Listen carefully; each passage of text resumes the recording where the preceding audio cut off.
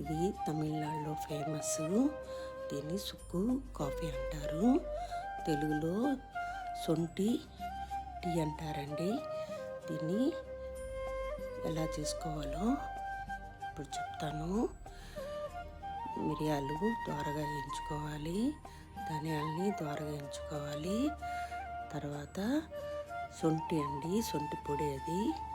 దాన్ని అశ్వగంధాని కలిపి దోరగా వేయించుకొని పక్కన పెట్టుకోవాలి. ఈ మిరియాలు, ధనియాలు, యాలకుల్ని మిక్సీ పట్టి రెండు మిక్స్ చేసి వేడి తెల్లే నీళ్ళల్లో ఇది ఒక స్పూన్ వేసి బాగా తెల్లిన తర్వాత తాగితే మన గొంతుకు సంబంధించినవన్నీ తగ్గిపోతాయి. ఎర్లీ మార్నింగ్ కానీ నైట్ కానీ తాగొచ్చు. చాలా బాగుంటుంది.